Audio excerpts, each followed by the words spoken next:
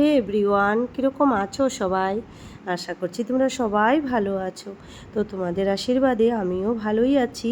Mini একটি blog নিয়ে আবার চলে আসলাম নতুন একটি ভিডিওতে। তোমাদের সবাইকে ওয়েলকাম জানাচ্ছি বন্ধুরা। আশা করছি ভিডিওটা তোমরা লাস্ট পর্যন্ত দেখবে, আর যদি ভালো লেগে থাকে অবশ্যই একটা লাইক কমেন্ট শেয়ার করে দিও।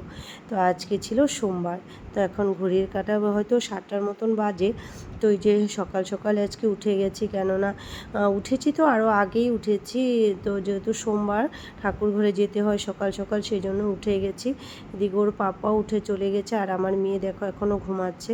ও উঠে নিয়ে ছেলেও উঠে গেছে, ও রেডি হচ্ছে স্কুলে যাবে। ওকে টিফিনটা বানিয়ে রেডি করে রেখে দিয়েছি, তো স্কুলে চলে যাবে ও। তো আমি এদিকে স্নানটা করে নিলাম, ঘরটরগুলো মুছে ঝাড়ু দিয়ে ভালো করে তারপরে মুছে নিলাম। মুছে এখন যাব ঠাকুর ঘরে। তো স্নান টান করেই এখন সিঁদুরটা পরে নিলাম। সিঁদুর পরে যাব ঠাকুর ঘরে, আর আমি নাইটি পরে ঠাকুরের পুজোটা দিই না, শাড়ি পরে দিই। তো ঠাকুর ঘরে যাওয়ার আগে শাড়িটা পরে নিই।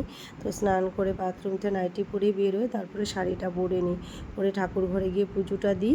তো এই যে পুজোটা দিয়ে দিলাম। আজকে যেহেতু সোমবার, ঠাকুর ঘরে শিব বাবার পুজোটা করে নিই। আমি তো প্রত্যেক সোমবারই শিব বাবার পুজো করি, যারা আমার রোজ ভিডিও দেখায় তারা তো সবাই জানো।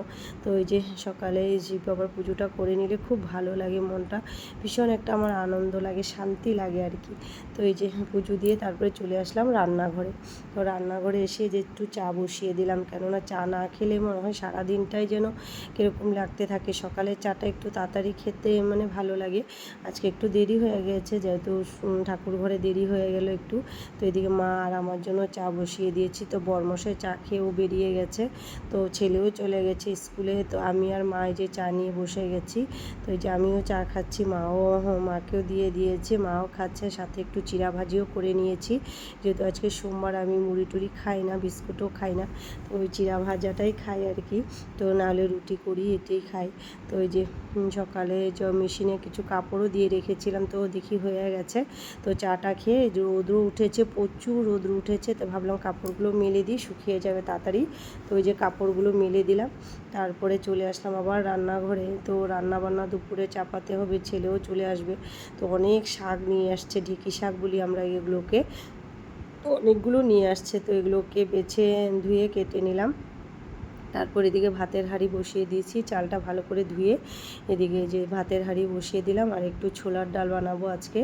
তো ওই যে বসিয়ে দিয়েছি, ডালটাকেও বসিয়ে দিয়েছি, আর এদিকে ভাতের হাঁড়িও বসিয়ে দিয়েছি, আর সবজিটাও কেটে নেব এখন, আর বানাবো সোয়াবিন। তো এই যে সোয়াবিনের জন্য ওই যে সে প্যাকেটগুলোকে কেটে নিচ্ছি। সোয়াবিনের এই ছোটো ছোটো সোয়াবিনগুলো খেতে ভীষণ ভালো লাগে, বড়ো বড়োগুলো এত একটা আমার ভালো লাগে না খেতে। তো এই যে সোয়াবিনটা ভালো করে ধুয়ে নিয়েছি, ভিজিয়ে রেখেছিলাম। ধুয়ে এখন এই যে মশলাটা কষিয়ে সব কিছু দিয়ে দিলাম, দিয়ে দেখো দিকে তরকারিটা হয়ে আসছে। তো ভাবছি আর কিছু একটু ভাজা করি, কেননা নিরামিষের দিনে ভাজাটা খেতেও ভালো লাগে, কড়কড়া ভাজা হলে। তো ঘরে চাল কুমড়ো ছিল, তো চাল কুমড়োটাকেও কেটে ধুয়ে নিলাম। তো এটা দিয়ে বেসন দিয়ে একটু বড়া বানাবো। তো সোমবার দিন নিরামিষ, তো সবাই জানো, তো নিরামিষের দিন একটু ভাজা, পাঁপড় ভাজা হোক, বেগুনি হোক, কিছু ভাজা হলে ভালো লাগে খেতে, বলো। তো ওই জন্য একটু যে চাল কুমড়োর বড়াগুলো করে নিলাম। আমার ছেলেও না ভীষণ ভালোভাবে, ও রোজ রোজ কিছু না কিছু মানে ভাজি ওকে দিতেই হয়, পাঁপড় হোক যেটাই হোক ওকে দিতেই হবে। পাঁপড় তো রোজ লাগবে একটা হলেও, বা সেকে মানে ভাজি না দিই মানে ছেঁকেও দিতে হবে। তো এই যে দেখো এদিকে আমার চাল কুমড়োর বড়াগুলোও হয়ে গেল। তো এই যে এগুলোকে উল্টিয়ে দিচ্ছি বড়াগুলোকে। তো বড়াটাকে নামিয়ে নেব। এদিকে আমার দুপুরে রান্নাবান্না প্রায় শেষই হয়ে গেছে। তো ওই যে সবগুলো এক এক করে বড়া বানিয়ে রেখে দিয়েছি, যখন খাবো তখন আবার একটু গরম করে নেব, কেননা ঠান্ডা হয়ে গেলে তো ভালো লাগে না। তো যখন ভাত খাবো তখন একটু গরম করে নেব। তো এদিকে দেখো সব কিছু হয়ে গেছে আমার, ডালও হয়ে গেছে, ভাতে হয়ে গেছে, আর এদিকে সয়াবিনও হয়ে গেছে, শাকটাও হয়ে গেছে, আর বড়াও হয়ে গেছে। বড়াটা তো করে রেখে দিয়েছি, একটু যখন ভাতটা খাবো তখন আবার আর একটু গরম করে নেব। এই যে বড়াও আমার রেডি। তো সবাই একসাথে বসে গেছে, আজকে প্রচণ্ড গরম পড়েছে। তো মা বলছে চলো এসি রুমে বসে ভাত খেয়ে নিই সবাই। তো এই যে বসে গেলাম এসি রুমে, সবাই খাওয়া দাওয়া করে নিলাম দুপুরে। সবাইকে বন্ধু টাটা, বাই বাই, ভালো থেকো।